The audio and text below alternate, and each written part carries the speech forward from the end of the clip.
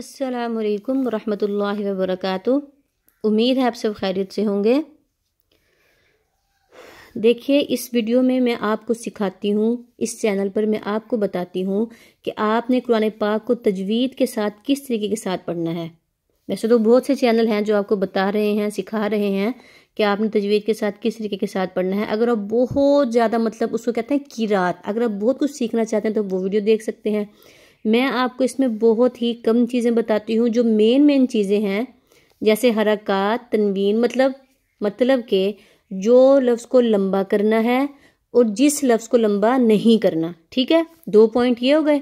दूसरा कि आपने किस लफ्ज़ की आवाज़ में फ़र्क करना है, जैसे ज़ा, ज़ा, ज़ाल, कि आपने इन लफ्ज़ों को किस तरीके के साथ पढ़ना है। ठीक है।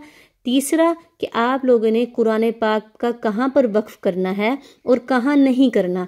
मकसद ये कि आपने कुरान पाक को किस तरीके के साथ पढ़ना है। मेन जो चीज़ें हैं ना, ताकि मैं चाहती हूँ कि आप लोग तजवीद सीखें भी और आप लोगों को मुश्किल भी ना हो और आप लोगों को ज़्यादा से ज़्यादा टाइम भी ना लगे। ठीक है, मकसद मेरा बस यही है कि मैं चाहती हूँ आप लोग कुरान पाक सीख लें और टाइम ज़्यादा भी ना लगे और आप लोगों को तजवीद की समझ आ जाए। ठीक है, तजवीद और किरात में फ़र्क होता है।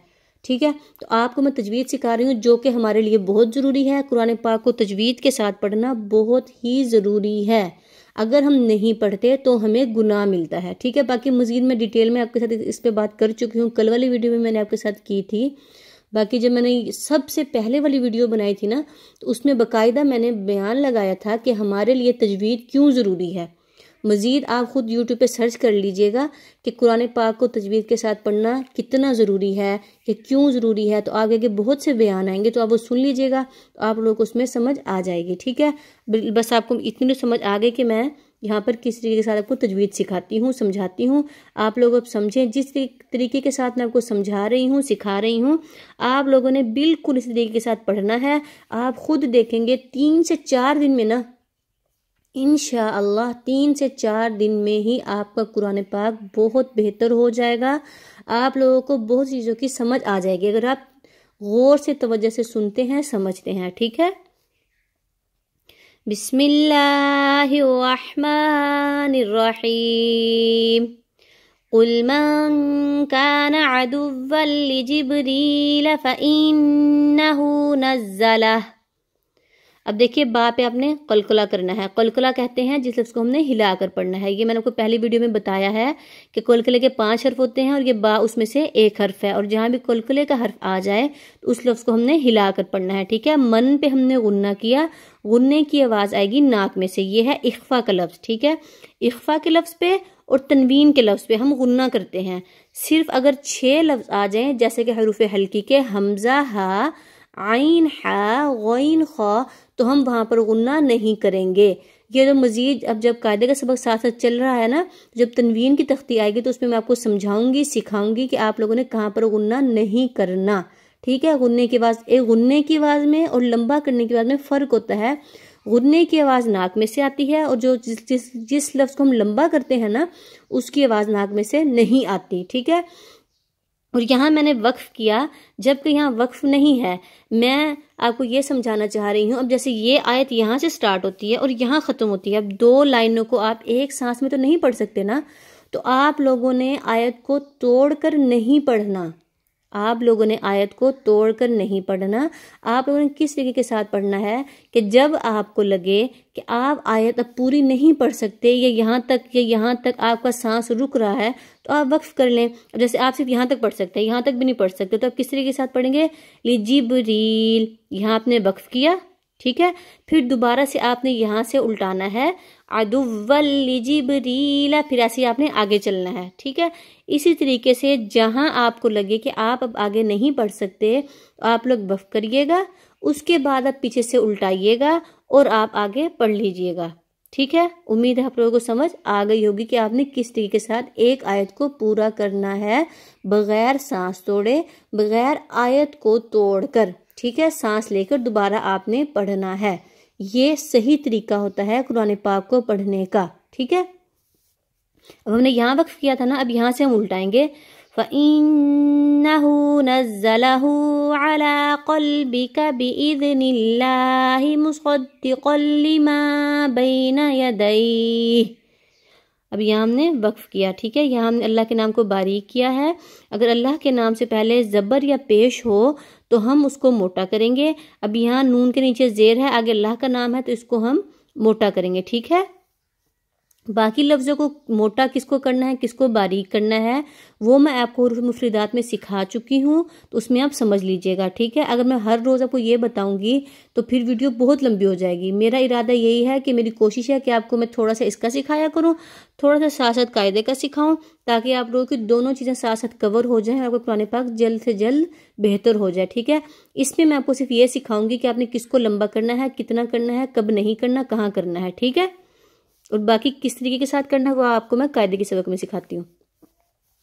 بین یدیہ وہدی وبشری للمؤمنین من کان عدوا للہ وملائکتہ ورسلہ۔ اب لام کو ہم نے جو لمبا کیا نا، اس کے اوپر مد ہے اور کھڑی حرکات ہے، ٹھیک ہے۔ اب یہ کھڑی حرکات، یہ والی حرکات، کھڑی زیر، یہ سب آپ کو قاعدے میں سمجھاؤں گی۔ مد میں نے آپ کو بتا دیا ہے کہ مد اس کو کہتے ہیں، اس کو بھی ہم نے لمبا کرنا ہوتا ہے، ٹھیک ہے۔ وَمَلَائِكَتِهِ وَرُسُلِهِ وَجِبْرِيلَ وَمِيكَالَ فَإِنَّ اللَّهَ۔ اب دیکھیں یہاں آپ نے اللہ کے نام کو باریک کیا تھا، یہاں نون کے اوپر زبر ہے تو ہم اللہ کے نام کو موٹا کریں گے، ٹھیک ہے۔ وَمِيكَالَ فَإِنَّ اللَّهَ عَدُوٌّ لِّلْكَافِرِينَ وَلَقَدْ أَنزَلْنَا إِلَيْكَ آيَاتٍ بَيِّنَاتٍ وَمَا يَكْفُرُ بِهَا إِلَّا الْفَاسِقُونَ۔ اب یہاں دیکھیے دال بھی قلقلے کا حرف ہے۔ آپ نے اس میں آج آپ کے سبق میں کتنے لفظ آئے ہیں قلقلے کے؟ دال اور با، ٹھیک ہے۔ ان دو پہ آپ نے قلقلہ کیا۔ اب میں آپ کو ساتھ میں قاعدے کا سبق دیتی ہوں۔ اب جو میں نے آپ کو کل سبق دیا تھا 3 لائنوں کا دیا تھا، ہمارا قاعدے کا سبق چل رہا ہے حرکات کا۔ حرکات کہتے ہیں ایک زبر، ایک زیر، ایک پیش کو حرکات کہتے ہیں۔ آپ نے قرآن پاک میں اس چیز کو توجہ سے دیکھنا ہے، جہاں پہ حرکات آ جائے، ایک زبر، ایک زیر، ایک پیش، تو آپ نے اس لفظ کو لمبا نہیں کرنا، ٹھیک ہے۔ حرکات کو نہ جھٹکا دیتے ہیں نہ لمبا کرتے ہیں، صحیح ہے۔ باقی ڈیٹیل میں جانا چاہتے ہیں تو کل والی ویڈیو دیکھیے گا، اس میں آپ کو سمجھ آ جائے گی۔ جیم زبر جا، جیم زیر جی، جیم پیش جو، جا جی جو۔ آپ نے لفظوں میں بھی دیکھنا ہے کہ کس لفظ کی آواز کون سی ہے، ٹھیک ہے۔ شین زبر شا، شین زیر شی، شین پیش شو، شا شی شو۔ یا زبر یا زیر یی، یا پیش یو، یا یی یو۔ غاد زبر غا، غاد زیر غی، غاد پیش غو۔ غاد کو آپ کیا کریں گے؟ موٹا، غا غی غو۔ لام زبر لا، لام زیر لی، لام پیش لو، لا لی لو۔ نون زبر نا، نون زیر نی، نون پیش نو، نا نی نو۔ را زبر را، اب یہاں پہ اپنے غور کرنا ہے، ٹھیک ہے، کہ دیکھیے میں نے یہاں پہ کس چیز میں فرق کیا ہے۔ را زبر را، را زیر ری، را پیش رو، را ری رو۔ کچھ سمجھ آئیے آپ کو؟ اگر نہیں ہے تو میں آپ کو بتاتی ہوں۔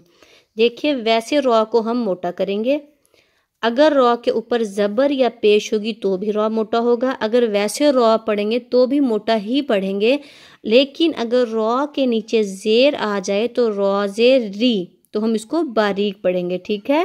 یہ آپ نے بات دماغ میں بٹھا لینی ہے۔ طا زبر طا، طا زیر طی، طا پیش طو، طا طی طو۔ طا کو بھی آپ موٹا کریں گے، ٹھیک ہے۔ انشاءاللہ کل اگلی ویڈیو میں ملیں گے، تب تک کے لیے اللہ حافظ، دعا میں یاد رکھیے گا۔